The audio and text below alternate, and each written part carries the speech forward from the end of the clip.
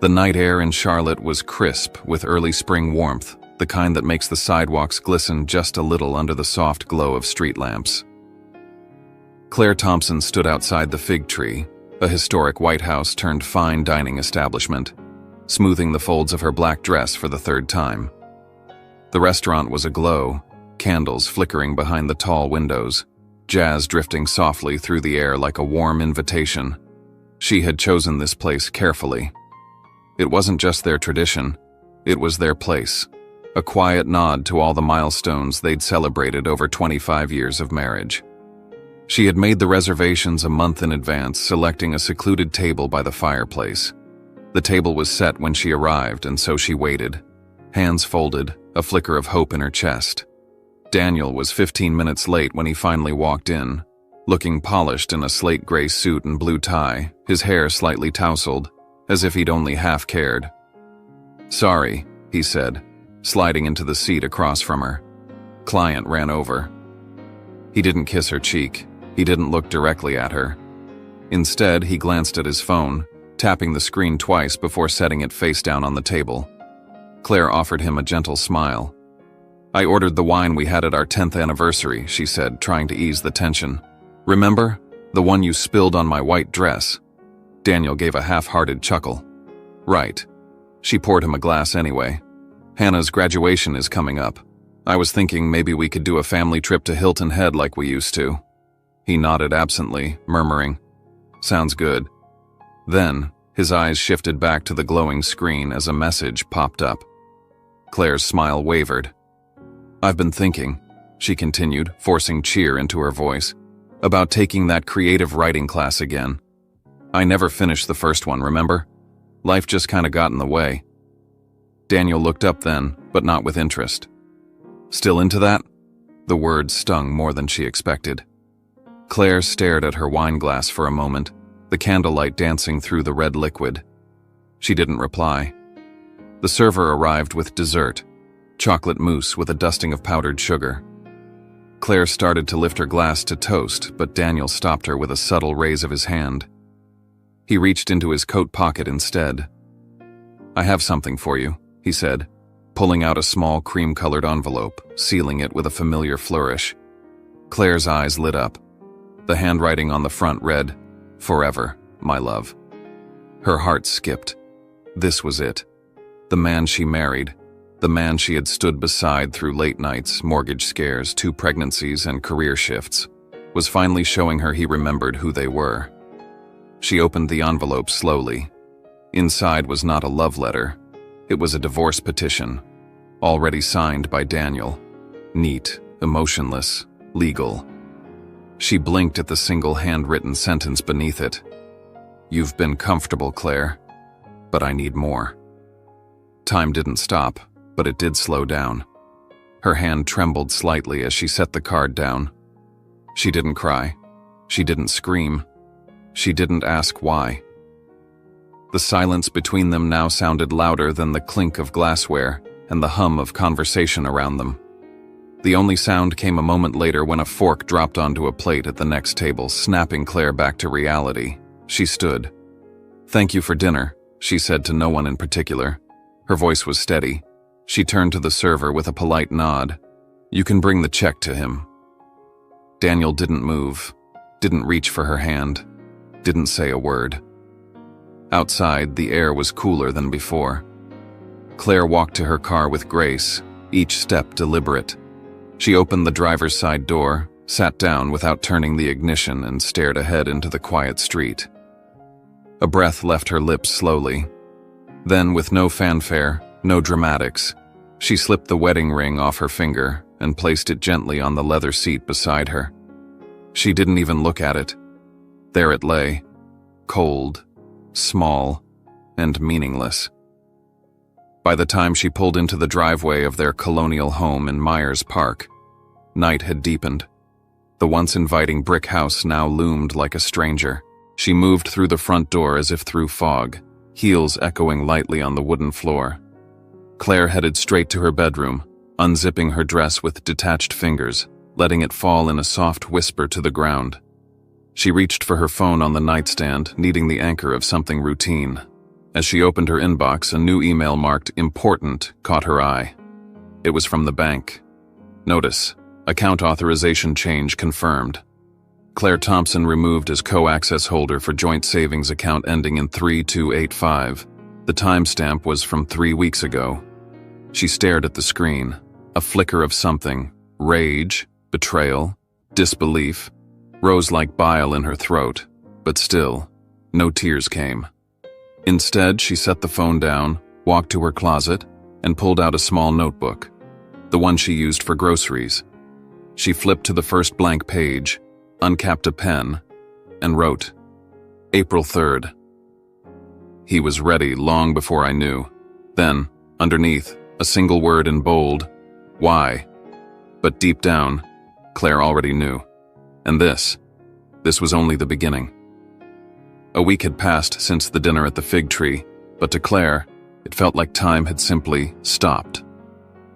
The grand colonial home in Myers Park, once filled with the comforting noise of family life, had grown oppressively quiet.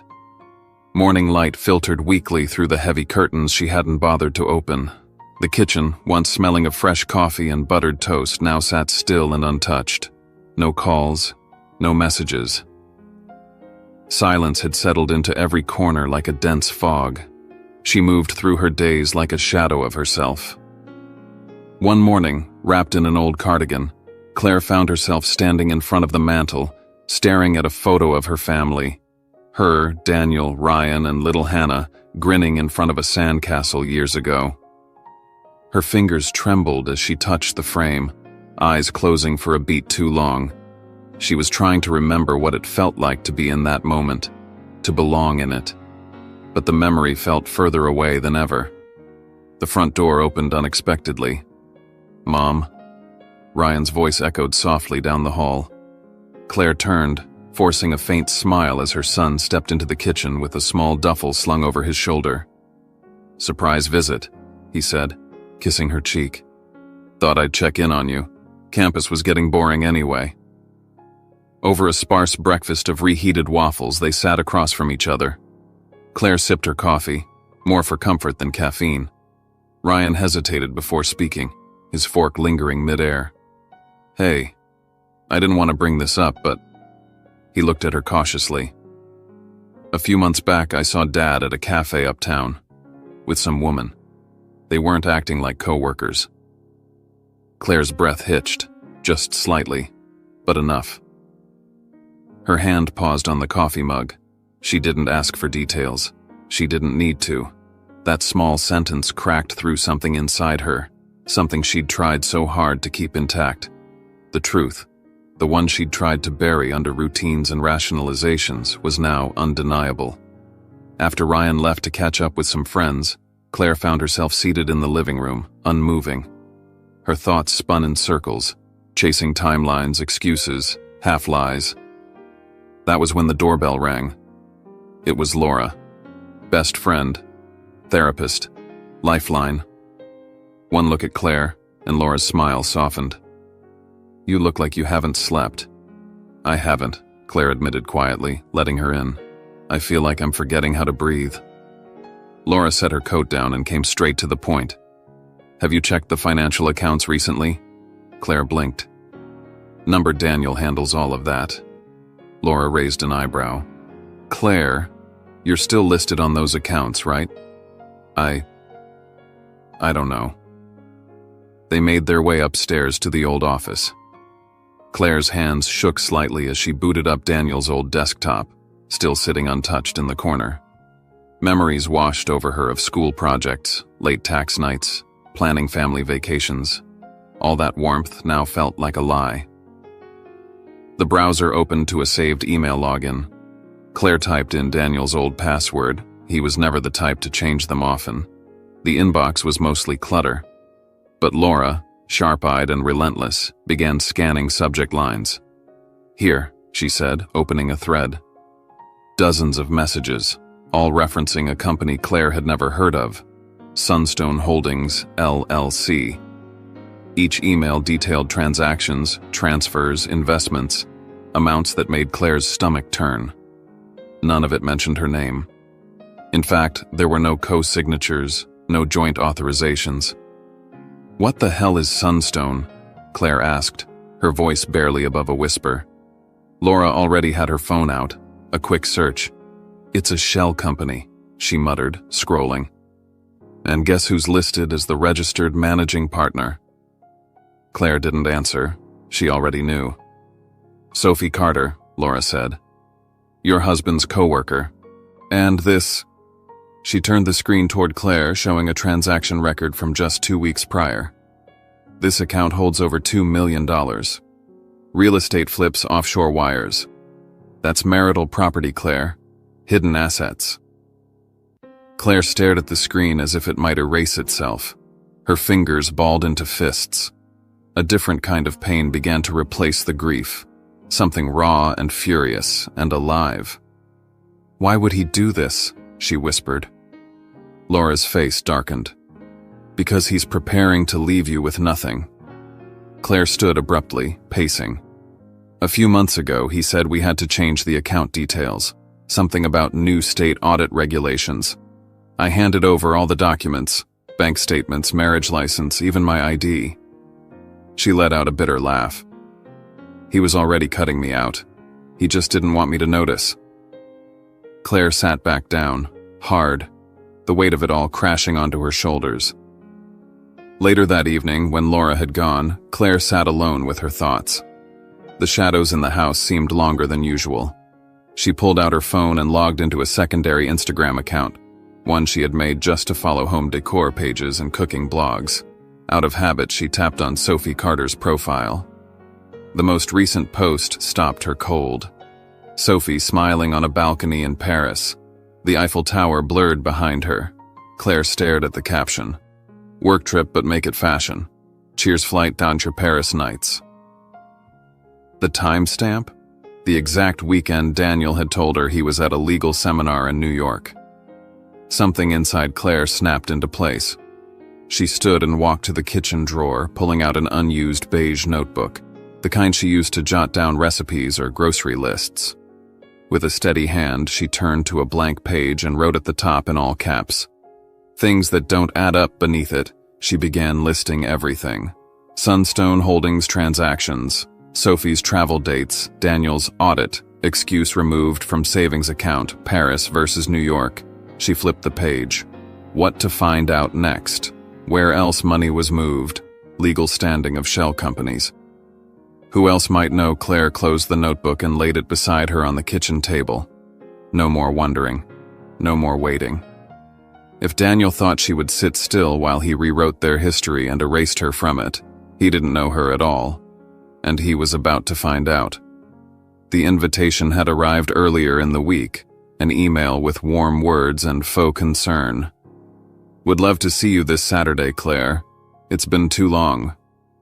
The host was an old friend, someone Claire and Daniel had shared dinners with, once considered close.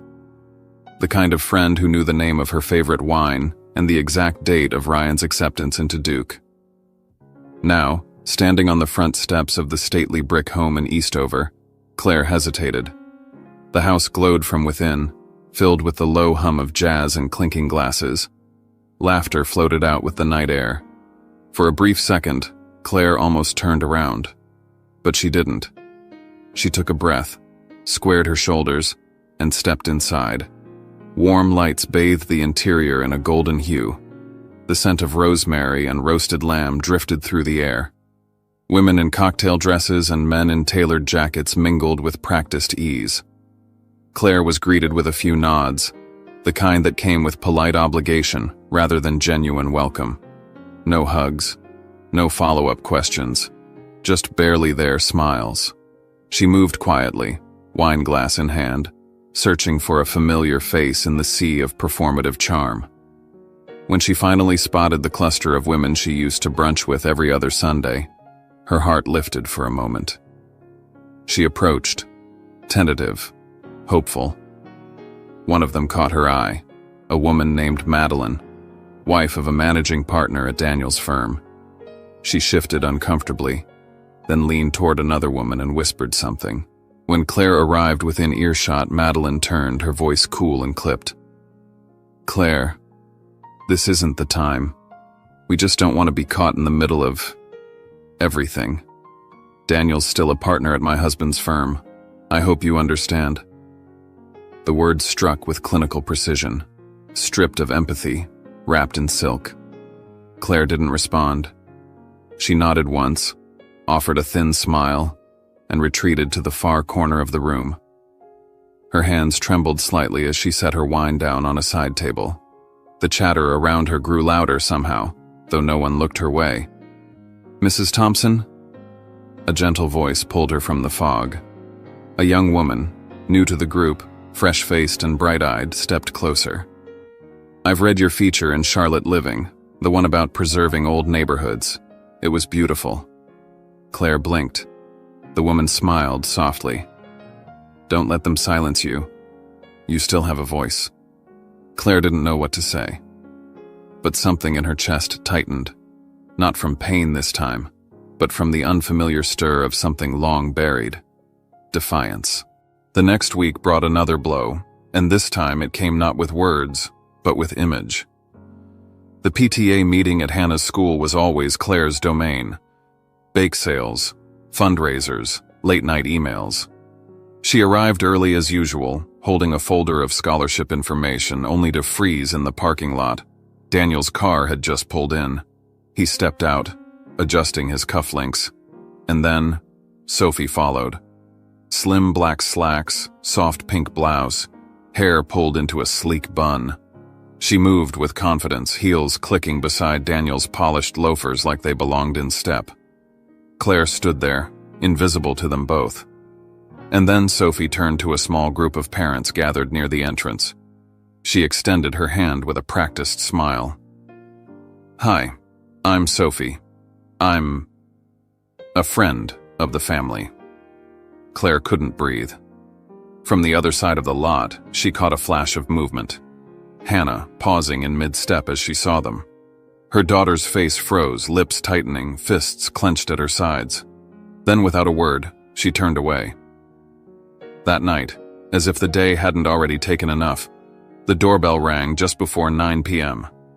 A courier handed her a thick envelope, another legal delivery. Claire's stomach dropped before she even opened it. Inside was a revised divorce settlement. It stated that she had 30 days to vacate the family home. Otherwise, Daniel's counsel would pursue legal action for unauthorized occupation of shared property. The second clause took her breath. Daniel was formally requesting full custody of Hannah, citing a more stable and supportive living environment in the new residence he was preparing with Sophie.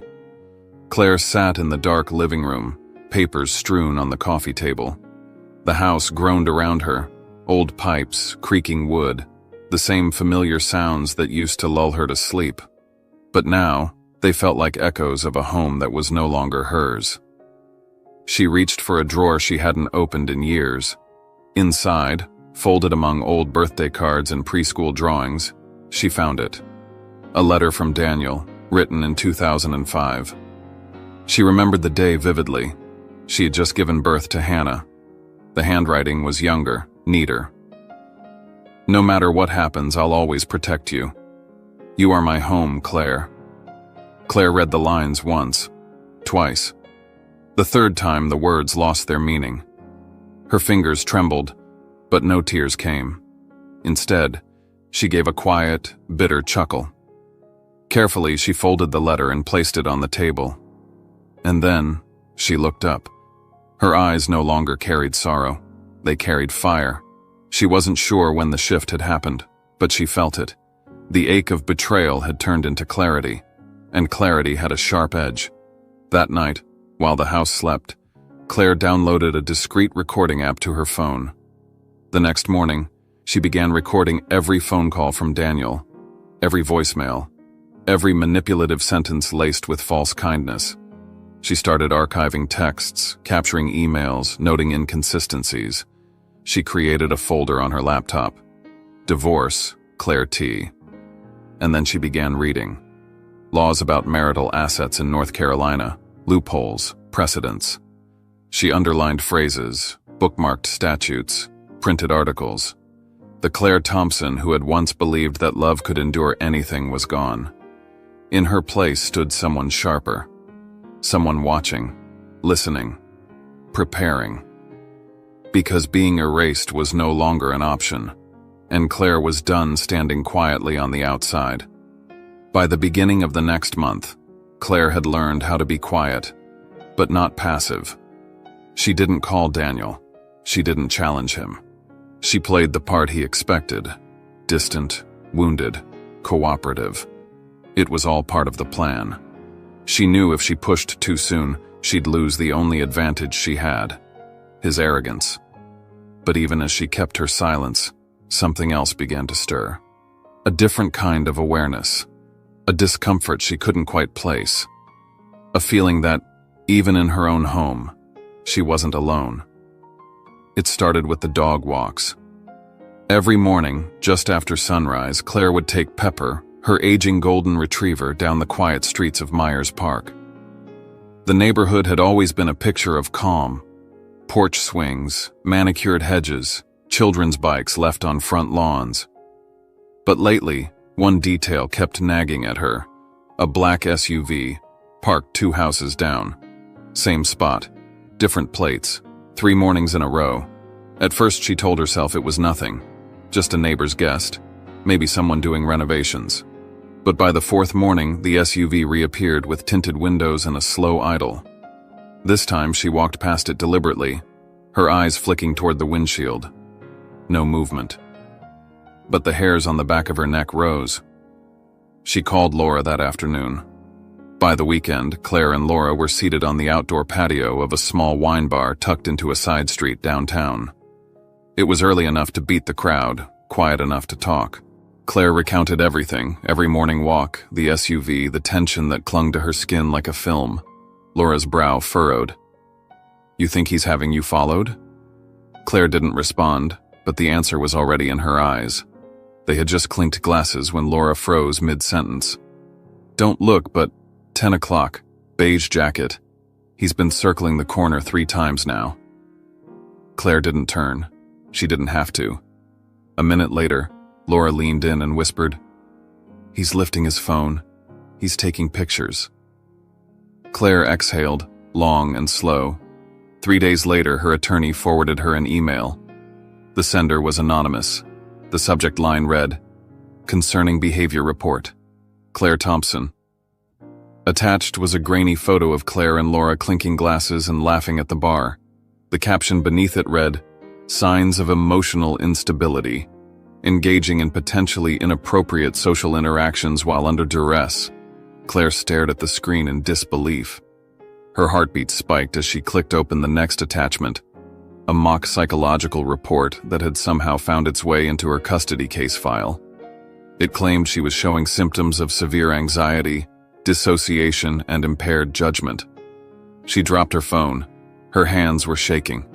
"He's trying to paint me as unstable," she said to Laura later that night. "He wants to make it look like I'm unfit." Laura nodded, her face grim but steady. "Because if he does that, he can take Hannah." Claire felt a cold anger take root in her chest. She needed proof. Hard proof. She began checking the house for signs, anything that might confirm what she suspected. But the cameras facing the front yard showed nothing unusual. No tampering. No suspicious visitors. It wasn't until she took the trash out one evening that she found it. The bag had split slightly at the bottom, one corner of a crumpled envelope sticking out. She pulled it out carefully. A document, half torn, the edges still curled from being hastily discarded. Claire unfolded it slowly. It was a private investigator's retainer agreement, signed by Daniel Thompson. The subject, Claire Elizabeth Thompson. Dates, payment structure, target observations. She clutched the paper, her breath caught in her throat. She wasn't paranoid. She was being watched. And worse, this wasn't just a betrayal. It was a calculated assault on her credibility. She scanned the document and sent it immediately to her attorney. Her email was brief, but sharp. "This is how he plans to take my daughter. We need to move." But she didn't stop there. That night she printed copies and locked them in a fireproof box. She backed up every file in the Divorce Claire T folder to an encrypted drive. She wouldn't be blindsided again.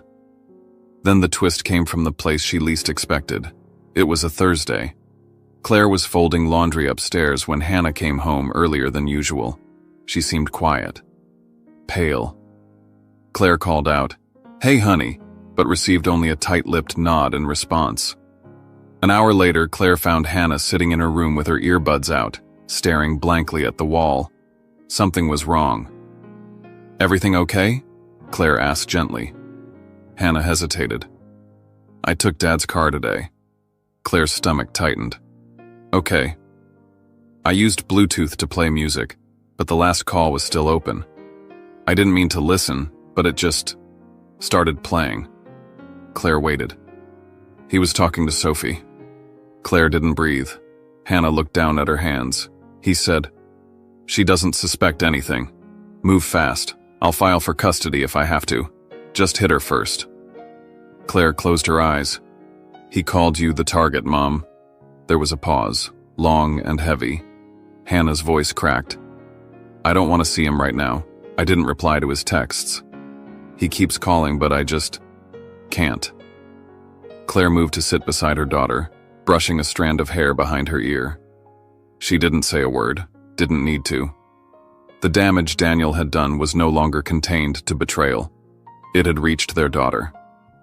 But in that pain, Claire saw something else. Resolve. Not just hers.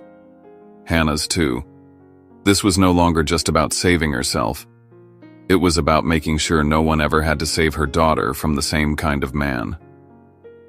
It had been a week since Claire found the shredded PI contract in the trash and listened to her daughter recall Daniel's voice dripping with manipulation through the car's Bluetooth speakers. That moment, raw and unfiltered, had changed something in her. Not just her resolve, but her pace. She was no longer reacting. She was moving ahead of him.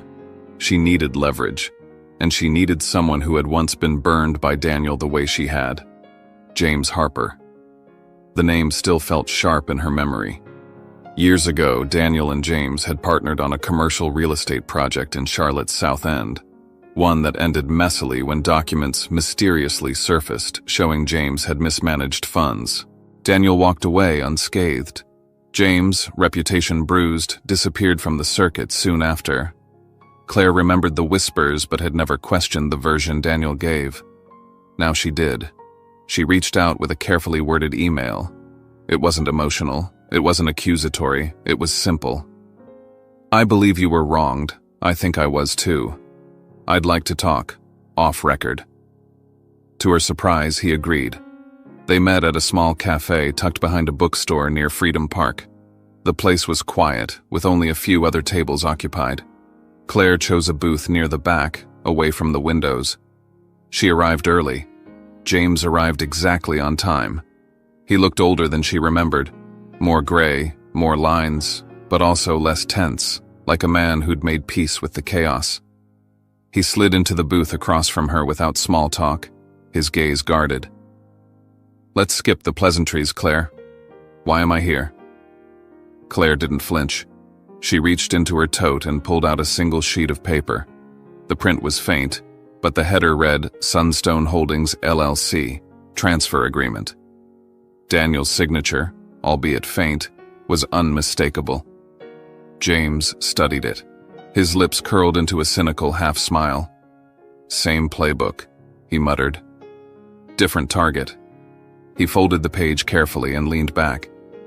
"He used the same trick on me. Falsified documents, shifted blame. The only reason I didn't pursue it was because I didn't want my name dragged through court. I wanted peace more than revenge." Claire stayed silent. "But peace doesn't mean forgiveness," James added, pulling his briefcase up from beside him. He opened it slowly, as if weighing what he was about to hand over. From a folder, he removed a stamped contract, aged paper but crisp.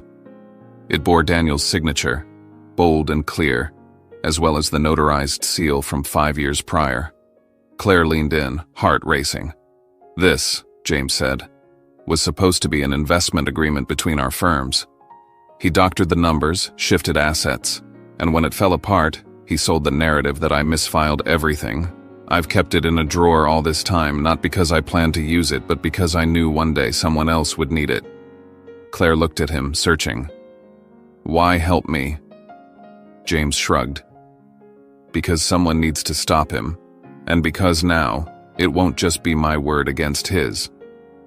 He slid the document across the table, then added a flash drive.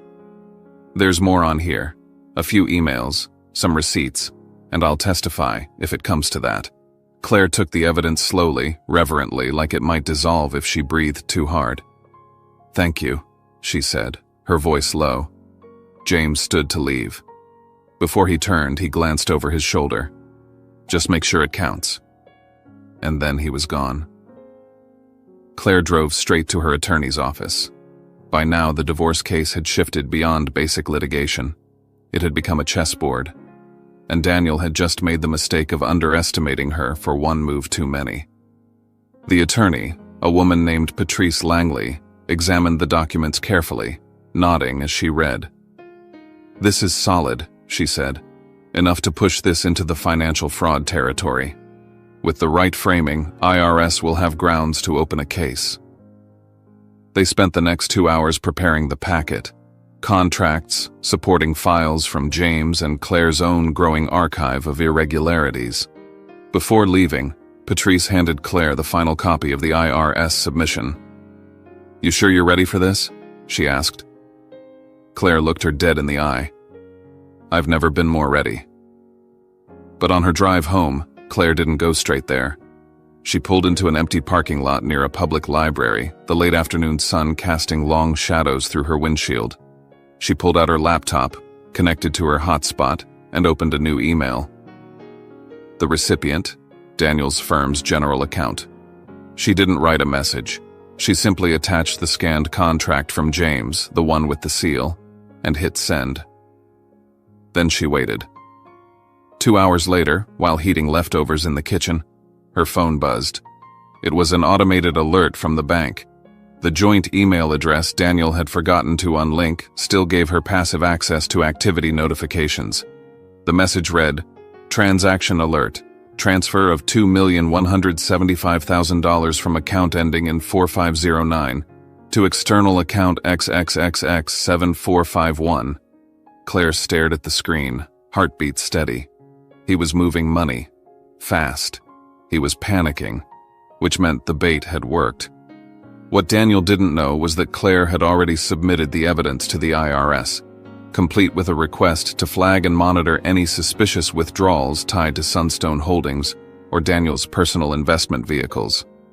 She turned off the burner and stood still in her kitchen, the hum of the refrigerator the only sound. For the first time since this war began, Claire allowed herself a small, knowing smile. He thought he was tightening the noose, but Claire had just handed him the rope. The whispers started small, sidelong glances at the grocery store, unfinished greetings in parking lots, cold shoulders from women who once hugged her like a sister. Claire felt the shift not in a tidal wave, but in 1,000 tiny cuts. And each one reminded her, Charlotte's high society was never built for women who stepped out of line. It rewarded quiet wives, well-decorated tables, and secrets kept behind double-paned glass. The fallout from Claire's decision to stand up, file evidence, speak out, name names, had begun to ripple through her old social circles. People weren't openly hostile. They were worse. Silent. One morning, she opened her phone to find a text from Rachel, one of the women in her long-standing tea club, a monthly gathering that had started as book discussions and turned into low-key gossip sessions about country club updates and school boards. Hey Claire, just wanted to let you know we're going to keep this year's fundraising dinner small. Lots of moving parts, hope you understand. Claire knew what that meant. She wasn't invited. 2 hours later, another message came in. This time more direct, from someone who used to help organize baby showers and surprise birthdays for her. Claire, people are uncomfortable. Daniel still has strong ties in the investment community. We think it's better if personal things stay quiet. You know how this city works." Claire sat still for a beat, then typed a single reply. "Thank you. At least now I know who's really standing with me." She didn't cry. Not like before. Her tears had dried weeks ago, burned out by the heat of betrayal and the weight of everything she'd uncovered. Now, there was only clarity. That evening, after dinner with Hannah, Claire climbed the stairs to the attic.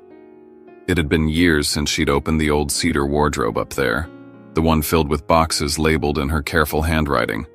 Ryan, kindergarten, Hannah's first steps, Claire and Daniel, Europe. She didn't know what she was looking for. Maybe she just needed to remember that not everything had been a lie. She opened the first box and found a crumpled piece of notebook paper. Ryan's handwriting, uneven, oversized, scrawled in blue crayon. "Mom, I love how you always smile when you make pancakes." Another box held a drawing from Hannah, age 7, a stick figure with a cape and a giant grin. Below it, in shaky letters, "My mom is a superhero." Claire smiled.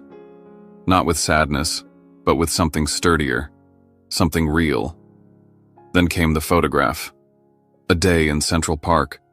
She was holding Hannah on her hip, her eyes bright and laughing. Daniel stood behind them, arm resting lightly on her shoulder. The image was glossy, perfect. But what gripped Claire now was how unfamiliar her own eyes looked, so full of trust, so unaware of what would one day be taken. She set the photo down and sat quietly for a long while. Then, with renewed purpose, she went downstairs, opened her laptop and began to type. The words poured out, unscripted, raw. "I used to be a wife. Then I became a problem.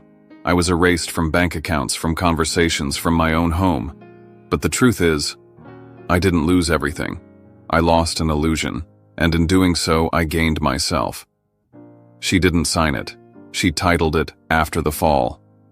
Then she sent it to the Voices column of a local women's magazine, one that accepted anonymous submissions about resilience and life's quiet revolutions. By the next morning, the piece had gone viral. On Facebook mom groups, private message boards, email chains between sisters and daughters and mothers. Women reposted it with captions like, "This is me." Others simply wrote, "Finally someone said it." Claire watched it all unfold from the safety of her kitchen, phone buzzing every few minutes with another notification. She didn't reply to any of them. She didn't need to. She had spoken, and this time, no one could silence her. Later that afternoon, after weeks of staying in, Claire dressed with intention. She chose a bright orange coat, vibrant, defiant, pulled her hair into a high ponytail, and applied a subtle swipe of red lipstick. She looked in the mirror and almost didn't recognize herself. Not because she seemed different, but because she looked like the woman she'd once been, before she learned to shrink. She stepped outside and walked the streets of uptown Charlotte. The breeze was cool, but the sun warm. She moved through the city like it belonged to her again. And that was when she saw them. Daniel and Sophie, standing outside the entrance of a downtown law office. Sophie, dressed sharply in black slacks and a cashmere coat, was laughing at something a man beside her had said. Daniel stood beside her, not quite laughing. He looked distracted, scanning the sidewalk like he was waiting for something to happen. Claire didn't slow down. As she approached, Daniel looked up, startled. And then Sophie saw her. Claire met her gaze head-on. No flinch, no smile, no need for words. Just a look, steady and unwavering. And for the first time since all of this began, Sophie looked away first. Claire kept walking, her heels clicking against the pavement like punctuation. She didn't need to reclaim her place in their world. She was building something better just beyond the edges of it. Claire sat across from her attorney in the sterile quiet of the law office, hands steady as she reviewed the final documents. The stack was thick. Pages of financial discrepancies, testimony from James Harper, contract scans, and detailed timelines. At the top, a formal motion to reopen the divorce proceedings and freeze all ongoing asset transfers related to Sunstone Holdings and any associated shell entities. It was, in effect, the beginning of Daniel's unraveling. By the time the petition reached the Charlotte family court, the legal machinery had already begun to stir. Claire's attorney submitted a confidential packet to the IRS, meticulously detailing years of suspicious tax filings, non-disclosed marital assets, and income routing through corporate aliases. Less than a week later, Claire received the confirmation. The IRS had opened an independent investigation. But it wasn't just the courts taking notice. Daniel's firm, one of the most prestigious names in Charlotte's legal scene, received a formal complaint, anonymously submitted but complete with a notarized copy of the falsified contract bearing Daniel's signature, courtesy of James Harper. The in-house legal ethics board moved swiftly, launching a review without public notice but with deadly precision. A closed-door meeting followed. Within 48 hours, Daniel was temporarily suspended from high-level casework, removed from sensitive state-level files, and placed under review. It wasn't public, but in a firm like his, rumors traveled faster than subpoenas. Partners whispered. Assistants paused mid-email. A partner under investigation was radioactive, especially one accused of tax fraud and asset concealment. Meanwhile, Claire's lawyer filed an emergency motion to freeze all financial accounts associated with Sunstone Holdings.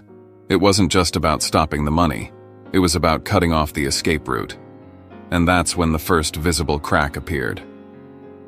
Sophie Carter, once Daniel's ever-confident shadow at events, smug at PTA meetings, polished in black heels and blazers, received a letter from the North Carolina State Bar Ethics Committee, an official summons. She was under investigation for ethical violations stemming from her involvement in financial dealings with a legal client. The consequences were immediate. Sophie was suspended from representing clients in any ongoing litigation. Her name was pulled from all civil dockets. Word spread in quiet murmurs across courthouse hallways. Her phone rang with cancellations. She tried calling Daniel, but he didn't pick up. Tried messaging. Silence. The alliance that once flaunted its invincibility now showed fractures.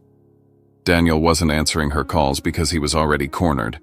And like most men of power who only love control, he had no use for partners who became liabilities. Then, fate delivered a final twist. Laura, Claire's lifelong confidant, had been scouring through old voicemails, leftover audio from their mutual friend group's shared recordings and forwarded calls. Buried in one of them was a voice memo from Sophie, left unintentionally during a call with a close friend. Claire listened with quiet fury as Sophie's voice played through the speaker. Claire doesn't know anything. Daniel said just a few more months and we'd be done with the paperwork. I could get my own place by summer, it's almost over. There was no remorse in the voice, no hesitation, only calculation. Claire handed the file to her lawyer. It was added to the growing case, this time not just as evidence of financial misconduct, but of premeditated collusion. The narrative was shifting.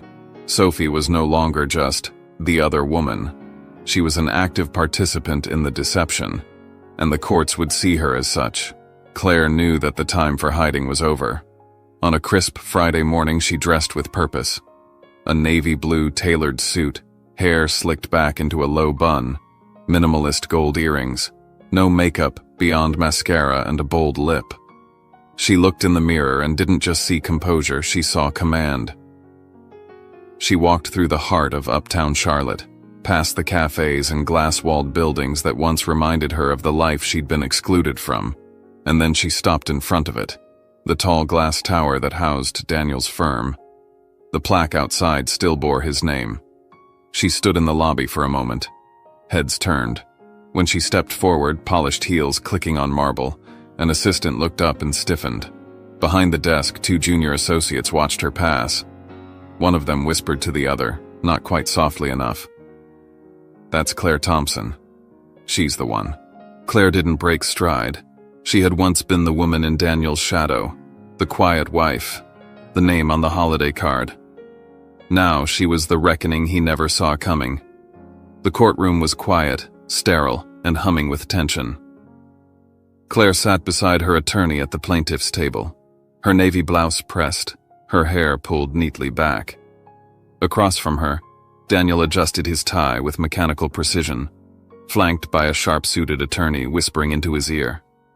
His expression was unreadable, calm on the surface, but his eyes were restless, scanning the room like he expected someone to leap out and accuse him. It was the preliminary hearing in Charlotte's family court, and Claire had come to challenge the original divorce rulings, particularly the division of marital assets and, more crucially, Daniel's petition for full custody of their daughter, Hannah. When called to respond, Daniel's team moved first, trying to paint the same familiar narrative. "Your Honor," his attorney began, "Mr. Thompson has serious concerns about Ms. Thompson's psychological well-being. She has displayed erratic behavior, including frequent emotional outbursts and signs of paranoia. We have attached photographic documentation, images taken at a bar, showing behavior inconsistent with the responsibilities of a full-time guardian." Claire did not flinch. She had expected this, had in fact prepared for it. The judge glanced briefly at the submitted documents, but before the attorney could continue, Claire quietly stood and asked permission to approach. From her leather bag, she retrieved a single folded letter. The envelope was worn, the handwriting careful and slanted. "This," she said gently, placing it before the judge, "was written by my daughter, Hannah. I think her voice will explain why I'm here today far better than I ever could." She sat back down, hands folded in her lap. The judge opened the envelope and began to read silently. For a long moment, the only sound in the courtroom was the slow turning of paper. Then, the judge placed the letter down with a softened expression and passed it to the clerk. The words Hannah had written were clear and resonant. No embellishment, no dramatics, just truth. She had written about nights when she was sick with a fever, and Claire sat beside her bed until morning. About holidays where her mother, exhausted from work and errands, still made time to bake the cinnamon rolls Hannah loved. About how Claire had been there for every scholarship meeting, every late-night essay crisis, every silent panic before an exam. The final line was the one that echoed across the courtroom even after it was read in silence. "My mom is the reason I believe that family is something you choose, not something you're forced to stay in." Claire didn't need to look around to know the effect it had. Even Daniel's attorney blinked a little slower than before. Before the judge could speak, Ryan stood up from the back row. Now in college, tall and composed, he approached with a quiet confidence and asked to make a brief statement. The judge nodded. Ryan faced the bench, not his father. "My mother," he began, "held our family together with both hands while she was being pulled apart piece by piece. She protected us, taught us to be kind, and made sure we never felt the weight of what she carried." His voice tightened, but he held firm. "My father was there, when it looked good on paper. But when it mattered, when the hard stuff came, he disappeared." Claire's breath caught. She hadn't asked him to speak, hadn't wanted to place that burden on him. But here he was. Daniel, already flushed, stood up so fast his chair screeched against the tile. "This is ridiculous," he barked. "They've been brainwashed. She's scripting them like puppets. This whole thing is theater." People in the courtroom turned, some startled, others wide-eyed. The judge immediately raised his gavel. "Mr. Thompson, control yourself." But Daniel wasn't done. "She's been manipulating them. She's been manipulating you. None of this is real." Claire didn't move. She just looked at him calmly and then down at the table. The silence that followed his outburst was absolute. Even Sophie, seated behind him in the gallery, shifted uncomfortably. The judge sighed, leaned forward, and addressed the courtroom. "Until the financial investigation is concluded by the IRS and until we have a full review of Mr. Thompson's financial practices and conduct, I am placing a temporary suspension on his petition for full custody of Ms. Hannah Thompson." Daniel looked stunned. The judge continued, his voice firm but composed. "Furthermore, Due to today's behavior, this court is issuing a formal warning regarding Mr. Thompson's conduct. If this behavior continues, further sanctions may be considered. The gavel struck once, and just like that, the tide had turned. Not just legally, but emotionally. The courtroom had seen something that couldn't be unseen. Claire stood up slowly, her hand resting briefly on the table before she gathered her things. She didn't look at Daniel as she walked past him, but Ryan did. And for once, Daniel had nothing to say. The courtroom was nearly full before the gavel ever struck. Reporters murmured in the back row, flipping through notepads and whispering updates into their phones. Colleagues from the legal community, former associates of Daniel's, parents from Hannah's school, all sat in the gallery, their attention fixed on the case that had gone from private divorce to public spectacle. The name Daniel Thompson was no longer just that of a respected legal mind in Charlotte. It was now a headline. Claire walked into the courtroom with quiet resolve, dressed in a tailored slate gray suit, carrying a portfolio thick with documentation.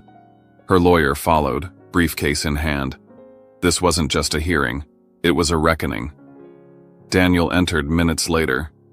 He looked paler than usual, thinner, his posture stiffer.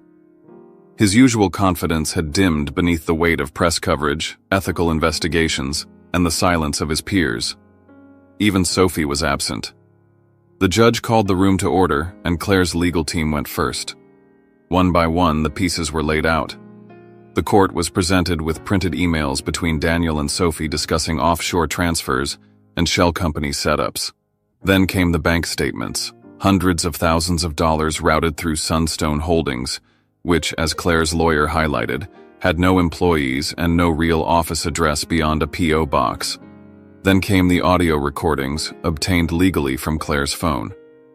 In one, Sophie's voice could be heard plainly discussing timing for financial movements. Daniel says we should shift the final amount next week once the paperwork clears. No one will look under that LLC next, James Harper was called to the stand. Dressed in a dark brown blazer and calm despite the cameras, he spoke clearly about his own history with Daniel, the forged contract, the betrayal, and the legal cover-up that left his professional reputation in tatters. He ended with a chilling statement. What Daniel did to me years ago wasn't a mistake. It was practice. What he's done since isn't evolution. It's a habit. Then came Daniel's turn to respond. His attorney called him to the stand and Daniel tried to compose himself. He adjusted his tie, looked toward the judge, and spoke. "I never meant to hurt anyone," he began. "I was under pressure. Claire had stopped being a partner to me. I felt trapped. Sophie was just someone who listened. And yes, I made mistakes, but I never intended for it to become this." He glanced at Claire once. She didn't look back. "She pushed me," he added, voice rising. "She followed me, recorded me, turned the kids against me. I just wanted to start over. I didn't know how to do it without losing everything." Claire's lawyer stood calmly and responded with only one line. "No one gets pushed into creating fake companies and moving joint assets into secret accounts. That's not emotional distress. That's premeditated theft." And then came the final blow. Claire's attorney played one last recording. Sophie's voice again, cool, deliberate. "I stood in for you because you asked me to. But if this falls apart, I'm telling them you did it all. Don't think for a second I'll go down for you." A hush fell over the courtroom. Daniel lowered his gaze, hands clenching slightly on the wood rail. His attorney stood, clearly rattled, and requested a brief recess to consult with the client. The judge shook his head. "We continue." And with that, the judge leaned forward, hands folded, and addressed the room. Given the overwhelming documentation presented, the corroborated testimony, and the newly surfaced recordings, I am issuing an immediate temporary suspension of Mr. Daniel Thompson's authority over any joint or disputed marital assets. He paused, glancing at Daniel. This includes business accounts, real estate holdings, and investment portfolios. Furthermore, I am referring this matter to the North Carolina State Bar's Ethics Committee to determine whether Mr. Thompson's law license should be suspended or revoked, pending the outcome of the IRS investigation. Daniel sat motionless, the color draining from his face. The judge concluded, "The court is adjourned." The gavel hit once, echoing sharply. Claire rose from her seat, collected her documents, and walked past the gallery without a word. She didn't turn to look at Daniel. She didn't need to. Behind her, whispers followed. Questions, shock, speculation. But Claire didn't hear them. All she heard was the sound of her own heels on the polished floor, steady and unshaken. For the first time in a long time, she was walking away from a courtroom not as a defendant, not as a broken woman, but as a force the system had to reckon with. Exactly 1 week after the courtroom doors had closed behind her, Claire Thompson became the subject of a story that refused to be silenced.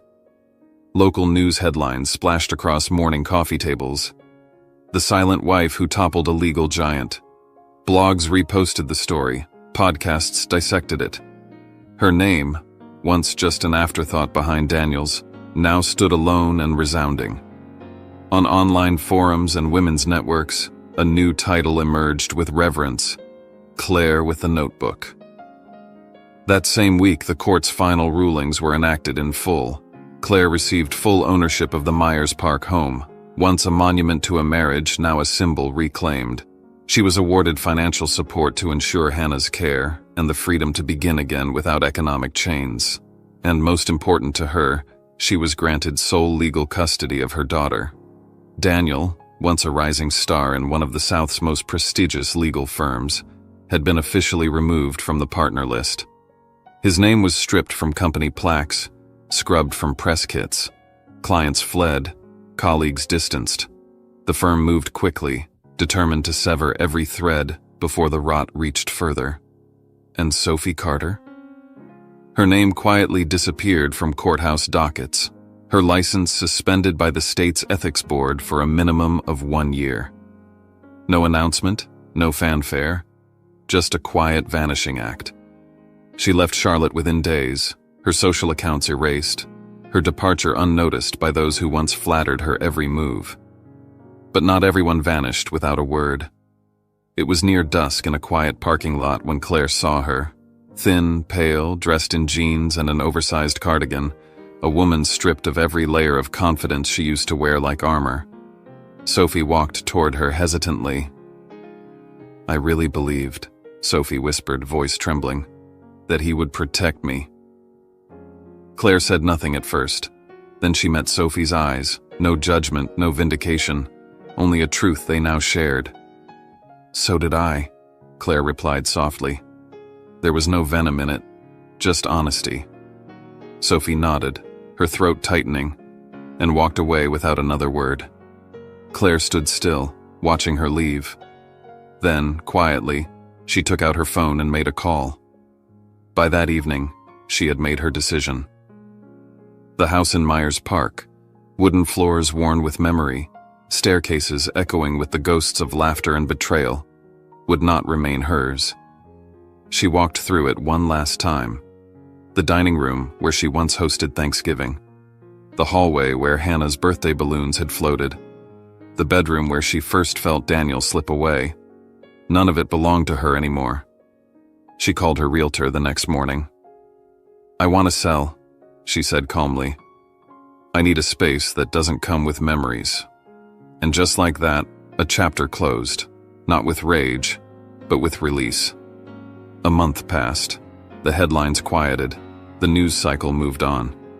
But in Charlotte's legal world, Daniel Thompson's name had not been forgotten. It had been replaced, with warnings, with caution, with silence.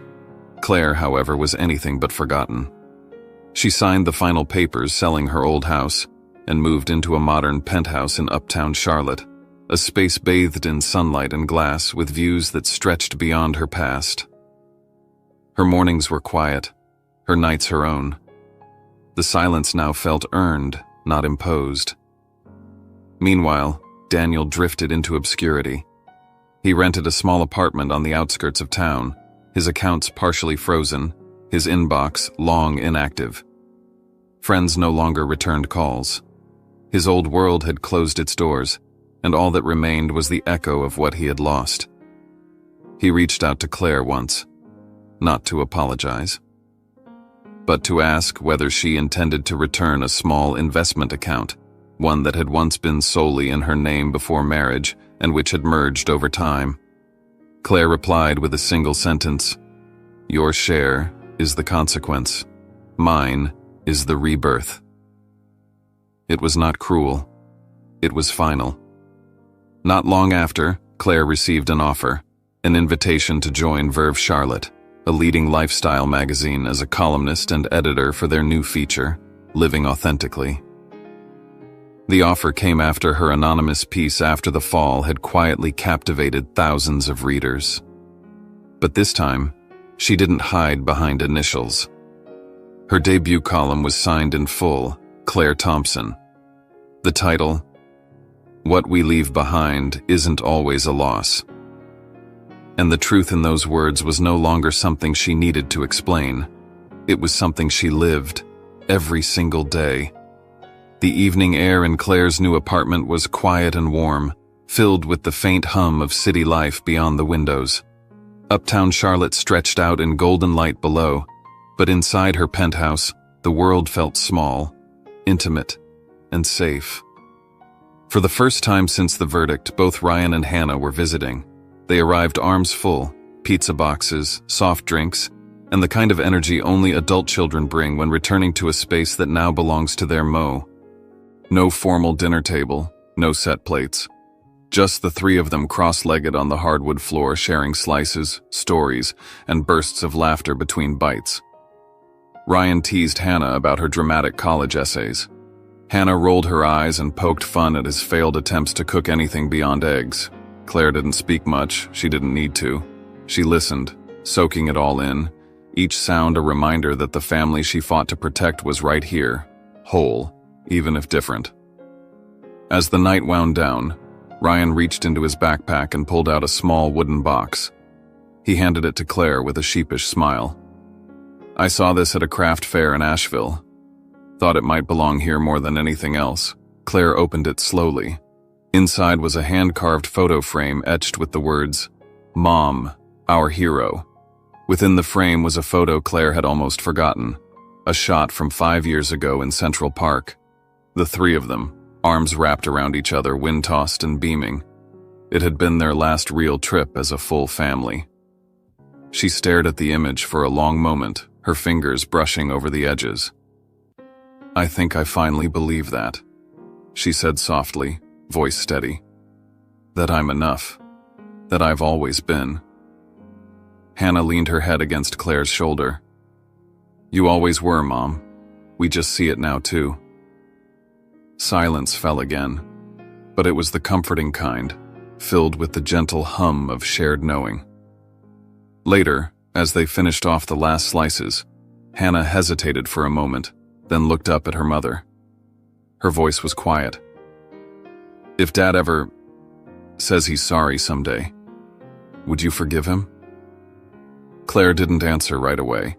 She stared out at the balcony, at the soft glow of the streetlights below. "Forgiveness," she said eventually, "is something we give to free ourselves. But that doesn't mean we invite people back into our lives. Some doors, once closed, need to stay that way." Hannah nodded, and nothing else needed to be said. Just then, the front door opened, and Laura entered, grinning and holding up 2 pints of vanilla ice cream like trophies. "I come bearing healing," she declared, in frozen dairy form. They laughed. Claire rose and grabbed spoons, and the 4 of them sat together as night wrapped itself gently around their small, warm circle. Laura raised her cup with a smile. "To women who rise, even after they fall." Claire clinked hers softly against it. "To rising." The next morning, sunlight spilled in through tall glass windows, casting soft stripes across the floor. Charlotte stirred below, but the apartment was still. Claire stood in front of her open closet, pulling down a dress she hadn't dared wear until now, a deep sapphire blue, sleeveless, and elegant. The first thing she had bought for herself after Daniel left. The tag was long gone, but she remembered the day she bought it. The woman who picked it out had still been healing. The woman now putting it on was no longer the same. She applied her makeup with a light hand, adding just a touch of color to her lips. Her hair was pinned back in a clean twist. A simple pair of pearl earrings completed the look. No flash, no armor, just clarity. Today was her first official photo shoot for the Living Authentically column at Verve Charlotte. The profile that would accompany her inaugural piece had already been sent to print. On her vanity, the magazine lay open to the draft layout. Across the top, Claire Thompson, woman, not wife. She fastened the final button on her dress and looked at herself in the mirror. There was no tremble, no hesitation. She whispered to her reflection, a smile playing on her lips. They tried to write my ending. I rewrote the whole book. She didn't need applause. She didn't need recognition. Her victory wasn't in headlines or court orders. It was in this moment, facing herself fully, wholly, for the first time. Stepping out of the building into crisp autumn air, she was met by the photography team. Cameras flashed, but she didn't pose. She didn't need to. She simply walked, confident, grounded, present. Not a survivor. A woman who chose. A woman who rebuilt. A woman who now lived entirely, on her own terms. In life, some chapters end not with a bang, but with a quiet moment of clarity. The kind that doesn't beg for attention, but lingers in the heart long after. Healing doesn't always look like victory parades or triumphant declarations. Sometimes it's as simple as choosing peace over resentment, choosing silence over vindication, choosing yourself after years of forgetting who that even was. There's a unique power in reclaiming your voice, not to shout louder, but to speak truthfully, even if your voice trembles. And there's profound strength in understanding that survival is not the destination, it's just the start. From the ashes of betrayal, disappointment, and loss, there comes a rebirth not into someone new, but into who you were always meant to be, whole, steady, enough. We often believe closure comes from others, from apologies, acknowledgments, restitution. But real closure? It comes when we stop waiting for those things. It comes when we look in the mirror and know we're no longer defined by what happened to us, but by what we chose to do with it. Thank you for walking through this journey with us. If the story touched